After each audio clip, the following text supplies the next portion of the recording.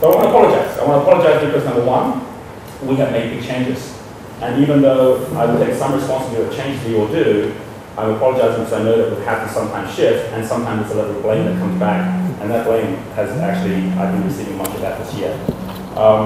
And I also apologize because it gives your critics, our critics, a lot of ammunition for them to say, told you so, it can't be done. So on that second part as well, I do want to say that I want to provide as much information and detail as I can to any critic that you have that is a reason that they don't want to come on board or they don't want to be part of it. And I say this because some people, even after you share all of that, they still want to come on board. They'd rather be doing other things with their life. But at least you've been able to answer the questions. But some people will turn around and say, you know what, now that I've got a level of comfort, I'm ready to come and join the train as well. So I want to make sure that all of those have been answered. 4 very simple ones, and this is just a starter. If you have more, you can actually share them as well. But I do want to just say I acknowledge that these are happening. There has been, for example, people who would say the financial mismanagement is a big issue. That's why it couldn't continue, because it had no more money. We actually had reserves of over $1.5 million 2 years ago. That money, $100,000 a month, which then went, and with the whole team saying we've got to reorganize this and build the revenues up, working with the teams. That's something that we're going to treat as a priority.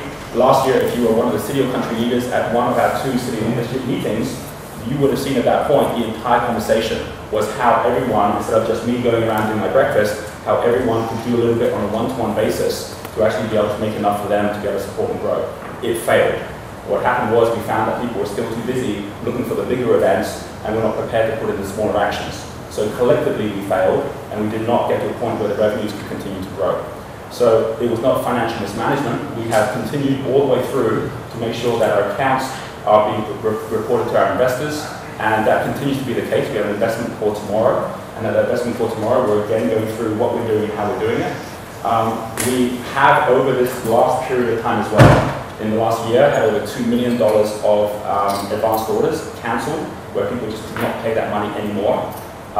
In terms of money being taken out and put into Results Foundation, there has at no point been money taken out of Results Foundation to fund some other spurious thing in one form or another. Things like the Excel Cafe and the Excel preschools as examples, where we've got a team in place. We said, here is your limit of how much you can spend to make this work. If you can't make it work, then we'll sort it out.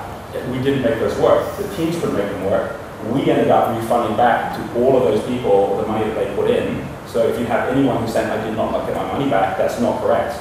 If you have people saying there's people who didn't get the money back, say, well, we know that's not correct, get back and speak to the team. Because it's very important that rumors can spread, but they're just not based on reality.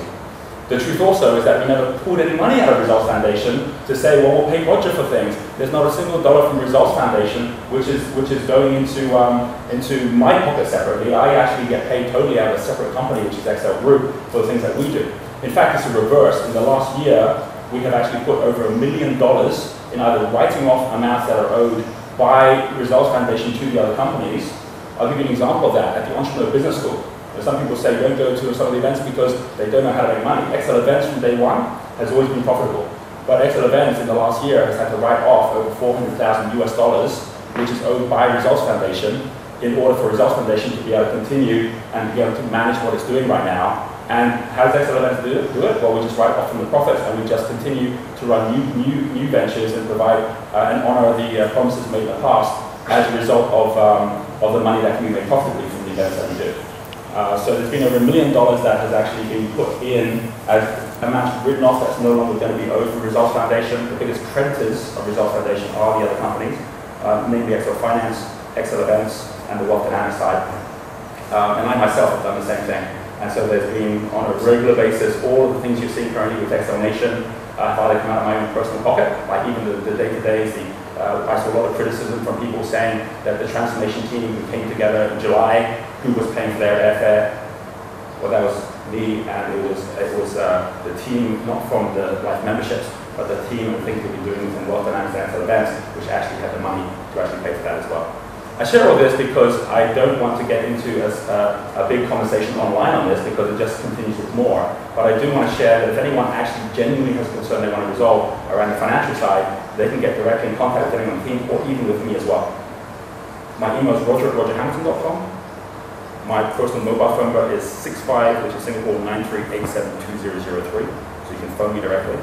So if anyone out there says to you, we don't know where Roger's going and what he's doing, I stand here today as committed as ever to what we're doing.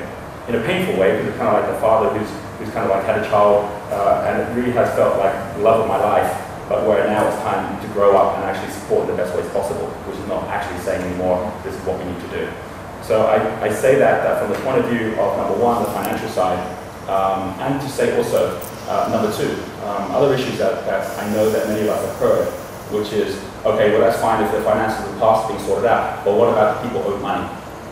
I'll share on that one too. In our investor calls, and anyone who's ever been owed money, in every case we have been in contact with them. We've said, look, we are and continue to be totally committed to making sure that any debts that Resolve Foundation built are going to be replenished. What I mean by that is that our entire liabilities to others out there is less than $600,000, next to an order book of over $3 million. So the money is there to pay. It's just that the speed with which we're collecting that money in over 5 years and the way that we're managing that now that we're not currently selling any of my memberships means that the cash flow issues means we need to manage that as well. But in the same way, I'm saying even if the money doesn't come from that, I personally will make sure that everyone gets paid back whatever it is they're due from the things that I personally do as well. Because I will take personal responsibility for the first 7 years of what we've done to get to the stage where we are.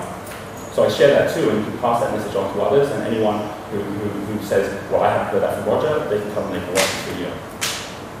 And the final part of that part, and then I love to open up for sharing any other questions you have, is that there has also been, and I realize that why I stepped back and said I'm so pleased that we have just the most amazing group who are stepping up. And some of them are getting flack as they're stepping up, and some of them are getting huge support as they step up. It's both sides of the choppiness. They're getting both sides. I do also know that there will be people who will make it a personal thing. And so there are people who will also say, oh, me personally, you know, Roger's not someone that you can trust because you didn't work it out the first time around, or go online and look at all the Google stuff and things. There's obviously people unhappy about it. I will say that I live with that every day, but I also know that for me is the greatest test. If there is anything out there, whether it's my cyber stalker who's out there who we've written much about, or whether it's any other individual who chooses to say anything which is from a negative point of view, I'm here to say that anything that can be solved or anything that can be worked out in any way, which is not about me, but which is allowing someone to actually get back into flow towards worldwide wealth, towards that concept that can collectively we can make that difference, then I'm there to make that happen as well.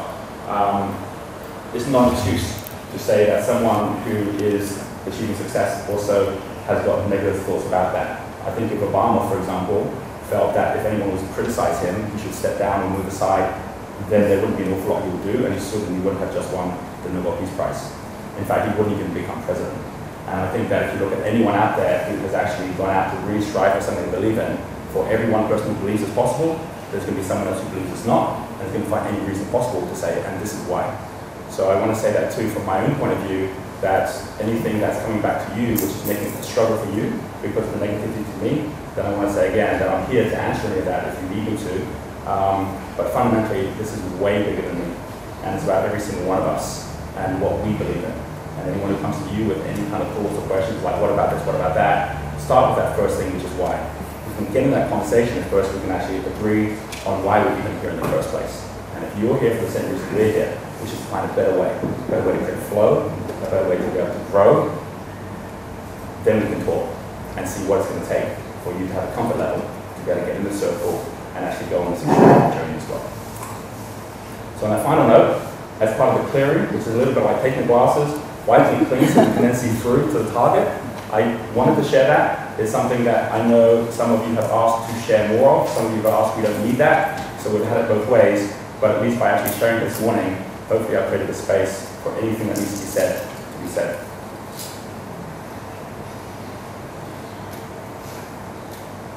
And thank you for your continued support. Thank you.